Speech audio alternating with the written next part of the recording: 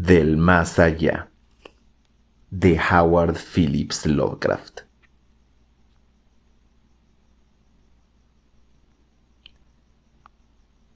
Terrible más allá de todo extremo fue el cambio que tuvo lugar en Crawford Tillinghast, mi mejor amigo.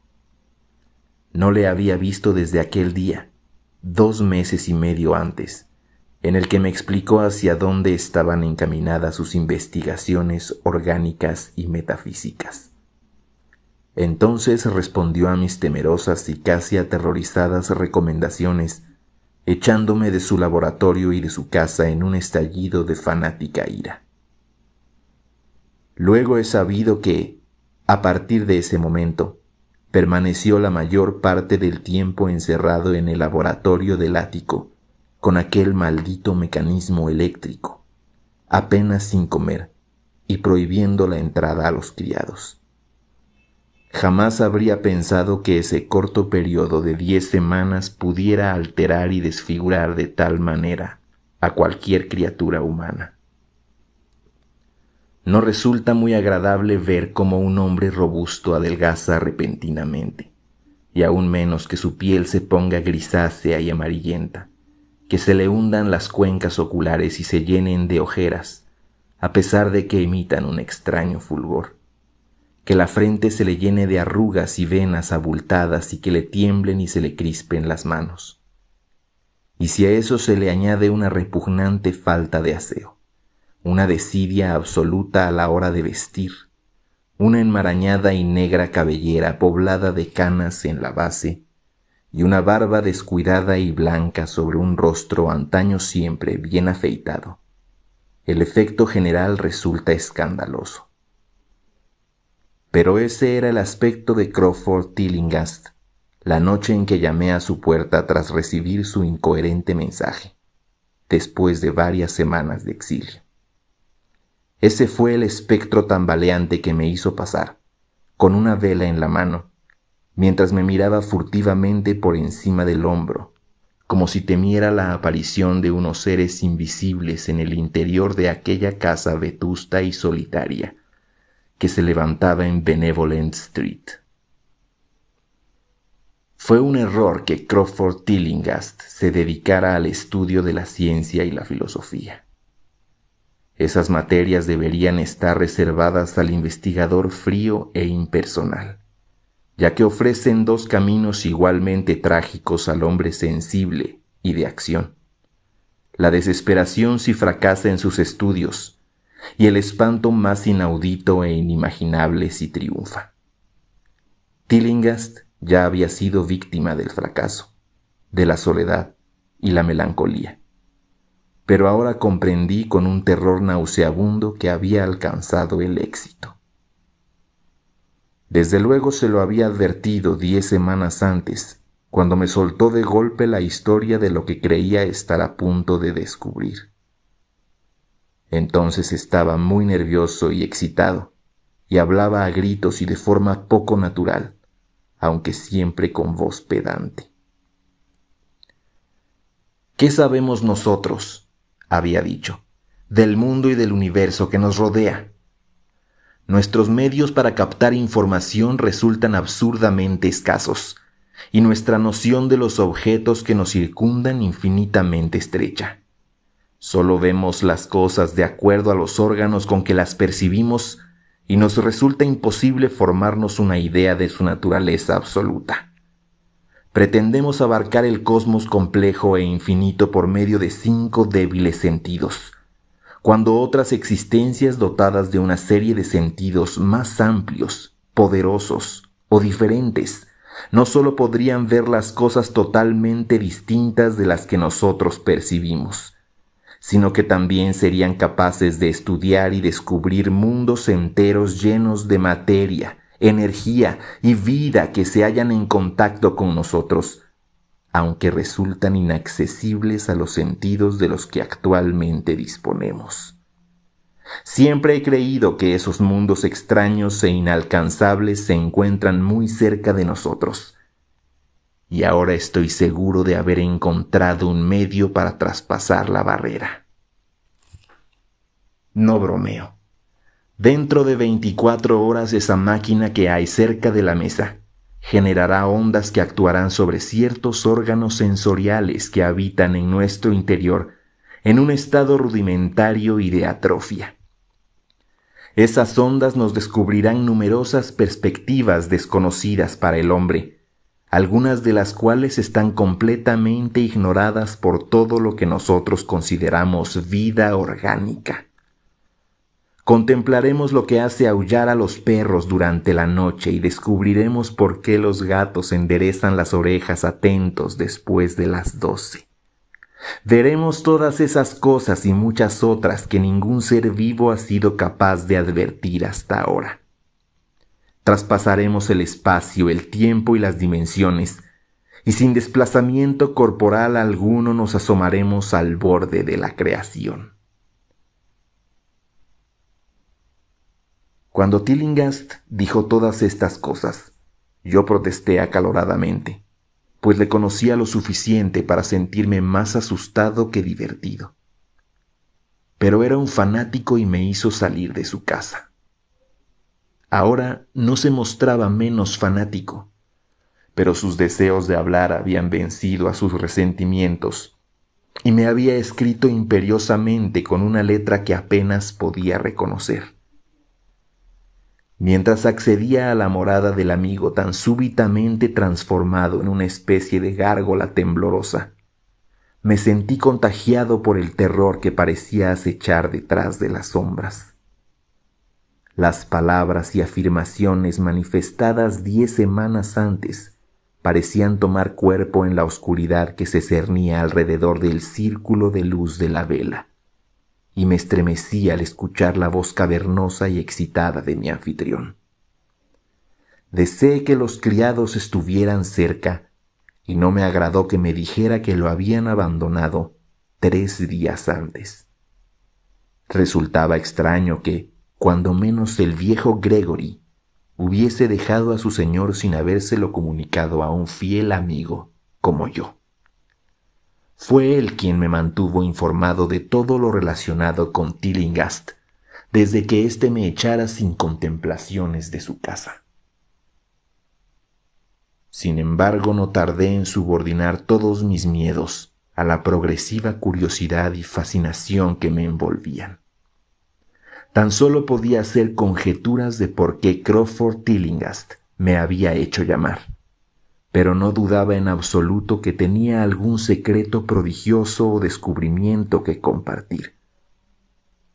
Antaño había censurado en sus anormales indagaciones de lo extraordinario, pero ahora que evidentemente había logrado tener éxito, de una u otra manera, casi participaba de su estado de ánimo, aunque el coste de esa victoria parecía en verdad terrible. Fui tras él escaleras arriba en medio de la oscuridad de su caserón, siguiendo la llama vacilante de la vela que sostenía la mano de aquella temblorosa parodia de hombre. Al parecer la electricidad estaba desconectada, y al preguntárselo a mi guía me explicó que era por un motivo concreto. Sería demasiado. No me atrevería, siguió murmurando.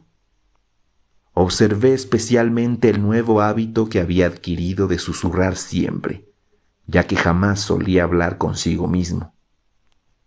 Entramos en el laboratorio del ático y contemplé aquel detestable mecanismo eléctrico que relucía con una enfermiza y siniestra luminosidad violeta.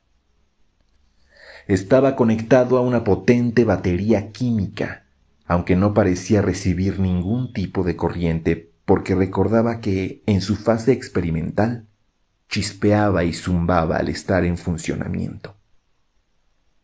En respuesta a mi pregunta, Tillinghast murmuró que aquel resplandor perpetuo no era eléctrico en el sentido que yo lo entendía. A continuación me hizo sentar cerca de la máquina de manera que quedaba a mi derecha, y conectó un interruptor que se encontraba debajo de una maraña de bombillas. De inmediato comenzaron los acostumbrados chisporroteos, que más tarde se convirtieron en runruneos, hasta que al fin Tan solo hubo una especie de zumbido tenue que parecía volver a dar paso al silencio. Entretanto, la luminosidad había aumentado, disminuido otra vez y adquirido una pálida y extraña coloración, o mezcla de colores, que yo no podría situar ni describir. Tillinghast había estado observándome y se percató de mi expresión de asombro. ¿Sabes qué es eso?, susurró. Son rayos ultravioleta.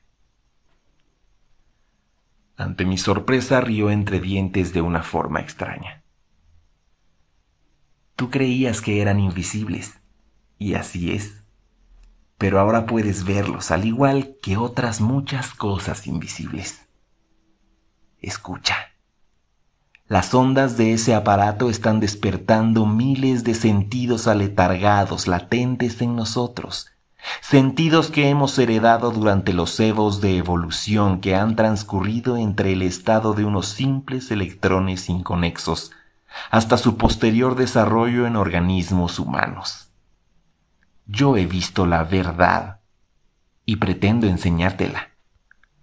¿Te gustaría saber cómo es? Pues te lo diré. Aquí Tillinghast se sentó frente a mí, apagó la vela de un soplo y me miró directamente a los ojos. Los órganos sensoriales de los que dispones, creo que los oídos en primer lugar, captarán muchas de las impresiones, pues se hallan estrechamente conectados con los órganos adormecidos. Luego lo harán otros. ¿Has oído algo acerca de la glándula pineal? Me río de la superficial ciencia endocrinológica en la que se sustentan los falsos y advenedizos freudianos. Esta glándula es el mayor órgano sensorial. Yo lo he descubierto. Es como la visión final y transmite estampas visuales al cerebro. Si eres un sujeto normal, esa es la manera en que debes captarlo casi todo. Me refiero a captar casi toda la esencia del más allá. Miré la enorme habitación del ático, con su inclinada pared meridional, iluminada apenas por los rayos habitualmente invisibles a los ojos ordinarios. Las esquinas más alejadas se hallaban sumidas en sombras, y toda la estancia había adoptado una brumosa irrealidad, que oscurecía su naturaleza e invitaba a la imaginación a ver extraños símbolos y fantasmas. Durante el intervalo que Tillinghast permaneció en silencio, me imaginé en medio de un templo inmenso e increíble dedicado a unos dioses tiempo atrás desaparecidos. Un edificio nebuloso de innumerables columnas de piedra negra que se erguían sobre un pavimento de losas húmedas y ascendían a unas alturas vaporosas más allá de mi campo de visión. La estampa resultó muy real durante un rato, pero poco a poco fue dando paso a una representación más terrible, la de la soledad más absoluta y profunda en un espacio infinito, carente de sonidos y visiones. Era como un vacío, nada más, y sentí un miedo infantil que me impulsó a sacar del bolsillo trasero del pantalón el revólver que siempre llevo por las noches desde que me asaltaron en East Providence. Luego, de los rincones más apartados, el sonido fue cobrando suavemente realidad. Era infinitamente tenue, sutilmente vibrante e inequívocamente musical, pero tenía tal calidad de indescriptible frenesí que su impacto me hizo sentir una delicada tortura por todo mi cuerpo. Experimenté la misma sensación que nos produce el arañazo fortuito sobre un cristal esmerilado. Al mismo tiempo noté algo parecido a una corriente de aire frío que pasó junto a mí en dirección a la fuente del distante sonido. Mientras esperaba con la respiración contenida, percibí que tanto el ruido como la corriente de aire iban en aumento. Esta conjunción de hechos me produjo la extraña sensación de estar atado a unos raíles por los que se acercaba una gigantesca locomotora. Empecé a hablarle a Tillinghast, y al hacerlo se desvanecieron de inmediato todas esas extrañas sensaciones. De nuevo tan solo veía al hombre, la máquina resplandeciente y el nebuloso apartamento. Tillinghast sonrió de una manera repugnante al ver el revólver que yo había sacado casi sin darme cuenta.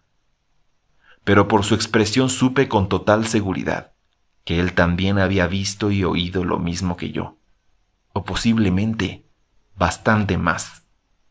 Le susurré lo que había sentido y él me aconsejó que permaneciera lo más quieto y receptivo posible.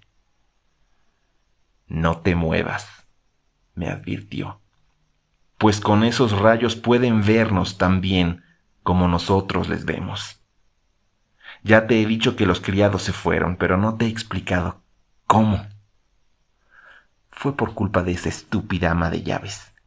Encendió las luces de abajo tras haberle advertido que no lo hiciera. Y los cables captaron vibraciones simpáticas. Debió de ser algo espantoso. Pude oír los gritos desde aquí a pesar de todo lo que escuchaba y veía procedente de otra dirección. Y más adelante me quedé horrorizado al descubrir los montones de ropa dispersos por toda la casa. Las prendas de la señora Opdyke estaban junto al recibidor. Por eso sé que fue ella la que encendió. Pero mientras no nos movamos estaremos a salvo. Recuerda que nos enfrentamos con un mundo terrible ante el cual estamos prácticamente desamparados. Quédate quieto. El impacto combinado de la revelación y de la brusca orden me causó una especie de parálisis y acosado por el terror, mi cerebro se abrió de nuevo a las emociones que procedían de lo que Tillinghast llamaba el más allá. Me encontraba ahora sumido en un torbellino de sonidos y movimiento, acompañado de confusas visiones que se representaban ante mis ojos. Veía los contornos borrosos de la habitación, pero de algún lugar del espacio parecía brotar una burbujeante columna de nubes, o de formas irreconocibles que traspasaban el sólido techo justo un poco a la derecha y por encima de mi cabeza. Luego volví a vislumbrar esa especie de templo, pero esta vez los pilares llegaban hasta un océano aéreo de luz que emitía un rayo cegador sobre la nebulosa columna que había visto antes.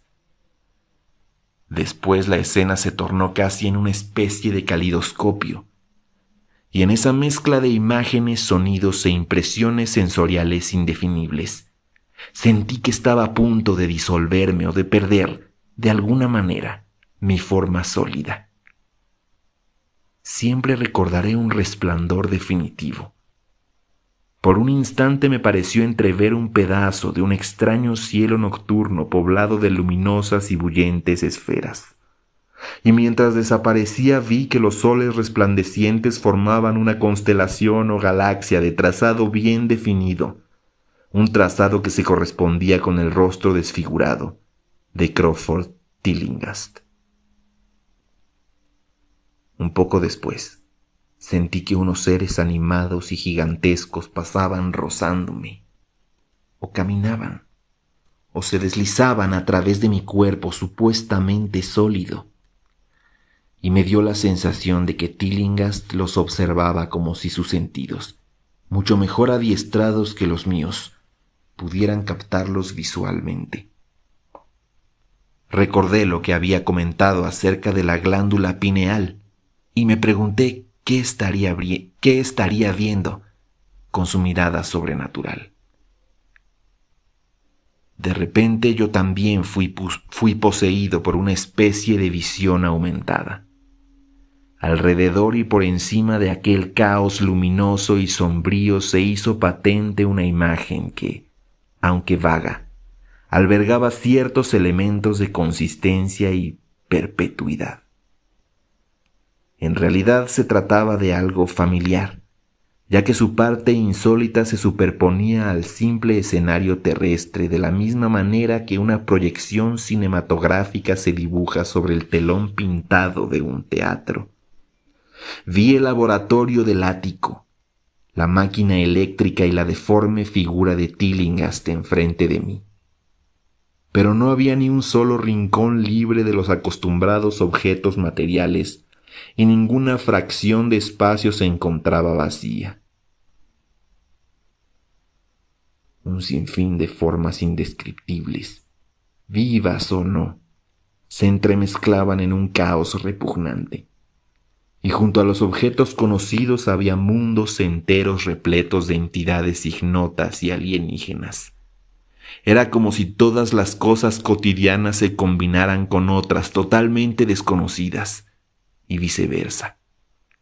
Y sobre todo, entre las entidades vivas pululaban unas monstruosidades enormes, gelatinosas y negras como la tinta, que se estremecían flácidas en armonía con las vibraciones procedentes de la máquina.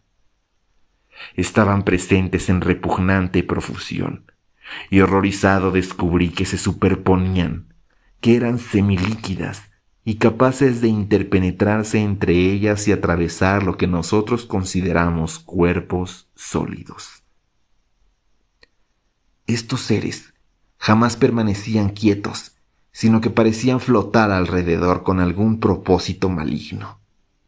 A veces parecían devorarse mutuamente, precipitándose el atacante sobre la víctima y haciéndola desaparecer de la vista al instante. Con un estremecimiento creí saber qué era lo que había eliminado al desafortunado subalterno, y ya no podía apartar aquellas cosas de mi mente mientras me esforzaba por captar nuevos detalles de este mundo inédito que bulle invisible a nuestro alrededor.